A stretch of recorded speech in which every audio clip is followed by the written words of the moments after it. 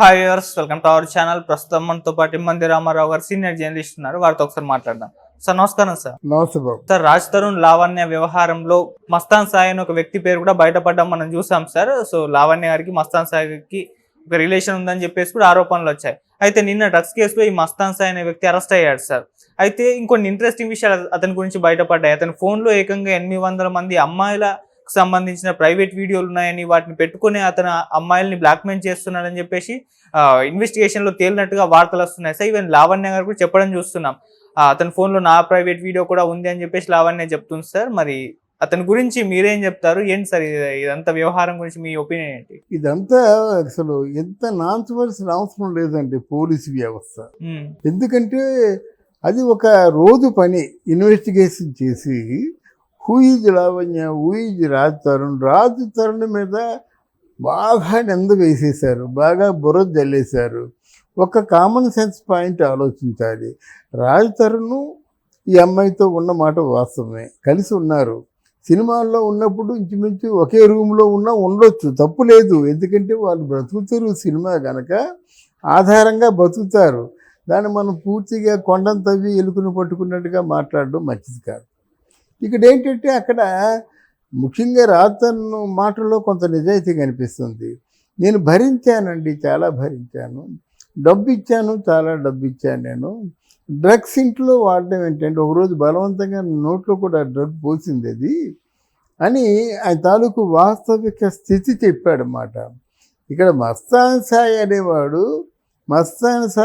అనేవాడు రావడం బట్టి మస్తాన్ సాయి తనకి తోచిన అమ్మాయిని తీసుకొచ్చి ఈ డ్రగ్స్ ఇచ్చి మొత్తానికి మత్తులో ముంచేయబట్టి దానికి బలహీనపడినటువంటి అమ్మాయిలందరూ కూడా లావణ్యకి మస్తాన్ సాయికి, ఎందుకంటే లావణ్య ద్వారా మస్తాన్ సాయి వ్యవహారం నడిపిస్తాడు.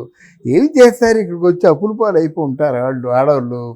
ఏదో 5 లక్షలు 10 లక్షలు అంటే 10 లక్షల నెల రోజుల్లో తీర్చేస్తానే, నీకెందుకు నా మాట వినంటది. అయిపోయింది కదా. ఇలాగ ఇంతమంది జీవితాలతో ఆటలాడుకున్నారు ఇద్దరును. ఈరోజు ఆ మస్తాన్ సాయి తాలూకు వ్యవహారం చూడలేక బయటికి వెళ్ళిపోయాడు. ఏదో పైకి వస్తున్న రైజింగ్ ఆర్టిస్ట్ ఆయన మీద అసలు ఇంత డిస్కషన్ కూడా అవసరం లేదు. ఆయన ఎవరో ఒక లాయర్ని పెట్టేసుకొని తదుపరి విషయాలన్నీ బెయిల్ తీసుకొని బయట ఉంటే ఎవరు పీకేదేమి లేరు.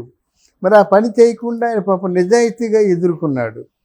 వాళ్ళ హార్ట్ పేషెంట్ లేనటువంటి వాళ్ళ అమ్మగారు నాన్నగారు వచ్చేసి పాపం ఏమిటో వాళ్ళకి ఏంటంటే తన కొడుకు ఎంత బజారు పాలైపోయాడు, ఇంతమంది నిందిస్తుంటే మన వాళ్ళు రెచ్చిపోతారన్నమాట. ఏదైనా అవకాశం ఉన్నట్టయితే రెచ్చిపోతారు.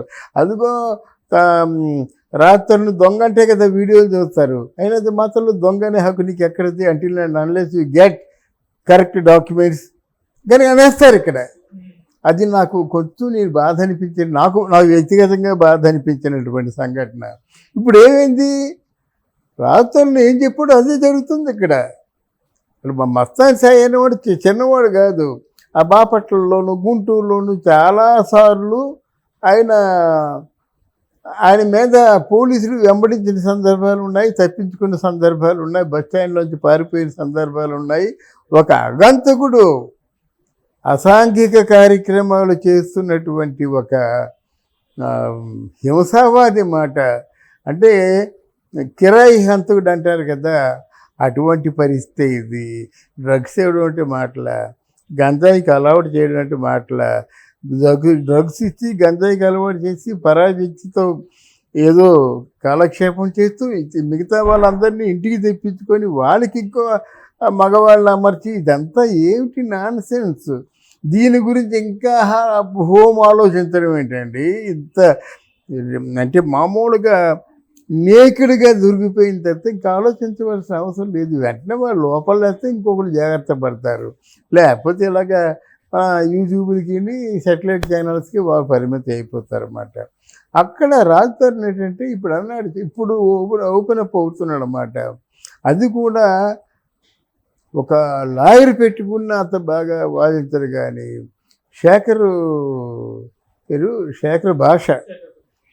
శేఖర్ భాష మాత్రం ప్రాణాలిచ్చి రాజ్ తరుణ్ని కాపాడుకుంటున్నాడు. ఆ లావణ్య తాలూకు వ్యక్తిగతమైనటువంటి మొత్తం చిట్టా అంతా బయట పెట్టాడు. దాన్ని ఎవరు నో అనలేరు. ఆయన ఎంతవరకు పాపం త్యాగం చేశారంటే లైవ్లో మాట్లాడుతుండగా శేఖర్ భాష చెప్పుతో పగలగొట్టింది. It's a great crime. చెప్పుతో కొడతాడడం కానీ చెప్పుతో కొట్టడం కానీ it's a great crime in మన లీగల్గా. అంటే చెప్పుతో కొట్టినట్టయితే ఇట్స్ గ్రేట్ అంటే అఫెన్సివ్ కేర్ అన్నమాట అది. అంటే నేను చంపేస్తానని చెప్పడం లాంటిది. చెప్పుతో కొడతా ఉన్నది కూడా చాలా డేంజరస్ మాట.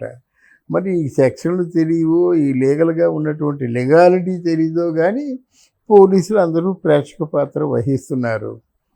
ఇప్పుడు ప్రధానంగా ఈయన చెప్పింది ఏంటంటే నేను ఇవ్వవలసినంత డబ్బు ఇచ్చేశాను, ఇంకేదైనా డబ్బులు కావాలంటే నేను సంపాదించుకుంటే నాకు అవకాశం ఉంటే ఇస్తాను, కానీ ఆవిడ నా జీవితంలోకి వద్దు, పెళ్లి చేసుకుంటానా జీవితాంతం బ్రహ్మచారిగా ఉండిపోతానా అన్నది అవసరం లేదు. ఇప్పుడు మా అమ్మ నాన్నలు పేషెంట్లు 60 ఏళ్ళు పైపడిన వారు, వాళ్ళు బతకాలంటే ఎలాగ బతకాలి ఆలోచించుకోవాలి కదా. అందువల్ల బతకాలంటే వాళ్ళకి మనశ్శాంతి కావాలంటే ఒంటరిగా ఉంటాను, నాతో పాటు మా అమ్మ నాన్న ఉంటారు. ఇదే మాటలు చెప్తున్నాడు అన్నమాట. ఈ మాటలు బట్టి డెఫినెట్గా పోలీస్ యాక్షన్ తీసుకోవచ్చు. వాళ్ళిద్దరిని లోపల వేయచ్చు. వాళ్ళు సరఫరా చేస్తుంది గంజాయి కనుక, వాళ్ళు సరఫరా చేస్తుంది డ్రగ్స్ కనుక, 800 అమ్మాయిలతో వీళ్ళకి రిలేషన్స్ ఉన్నాయి కనుక ఉంటుంది. ఇప్పుడు తెలివిగా ఏం చేస్తుంది, మస్తాన్ సాయి భార్య అయినటువంటి కావాలని చెప్తున్నాను, మస్తాన్ సాయి భార్య అయినటువంటి లావణ్య ఇప్పుడు మస్తాన్ సాయికి నాకు మిగతా విషయాలతో సంబంధం లేదు, స్నేహితుడిగా చూసేదాన్ని, అసలు నా ప్రేమ మీదే విరక్తి పుట్టేసింది, నా ప్రేమ లేదు దోమ లేదు, మస్తాన్ సాయి ఎవరో తెలియదంటుంది. నిన్నటి వరకు మస్తాన్ సాయి నా దేవుడు అనేటువంటి ఈ ఆసామి లావణ్య తెలియదంటుంది అన్నమాట. మరి దీన్ని కోర్టు ఎలా పరిష్కారం చేస్తుందో, పోలీసు ఎటువంటి యాక్షన్ తీసుకుంటుంది ఇది చూడాలి. సార్ 800 మంది అమ్మాయిలకు సంబంధించిన ప్రైవేట్ వీడియోలు ఉండడం అనేది మామూలు విషయం కాదు సార్. మళ్ళీ బ్లాక్మెయిల్ చేస్తున్నాడు అతను అని అంటున్నారు. మరి దీనిపైన ఎటువంటి యాక్షన్ తీసుకునే ఛాన్స్? డెఫినెట్గా మనం సీరియస్గా ఆంధ్రదేశంలో ఉన్నటువంటి హోంమంత్రికి మనం అప్పీల్ చేస్తున్నామండి. మీరేదో కాకమ్మ కబుర్లు ఏదో మామూలుగా ఆవిడేదో కాకమ్మ కబుర్లు చెప్పేసి ఏదో మామూలుగా పోలీస్ పెట్రోల్కి సైరన్లు ఊతున్నట్టయితే ఎవడో ఒప్పుకోడండి. We want action, we need action.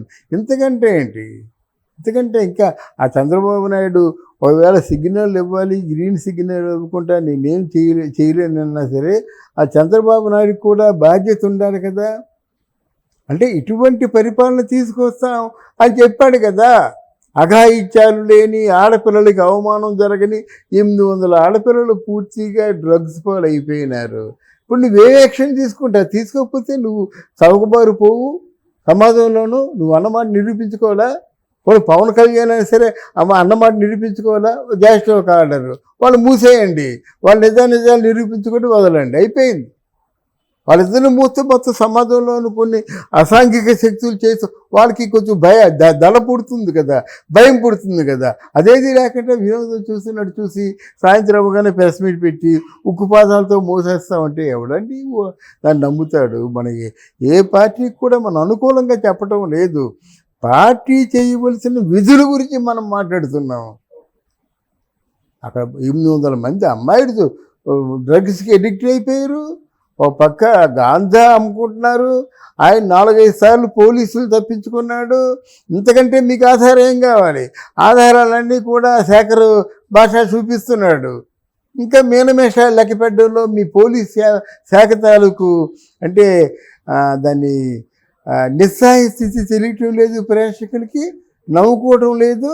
కనుక అడిగితే ఏమైనా కొంచెం ఆ మాటల్లో 1% అయినా నిజం ఉంటే ఆ మాటలు మానుకొని యాక్షన్లో చూపించమని అడుగుతున్నాను. నీ వల్ల కాకపోయినట్టు నా వల్ల కాలేదు,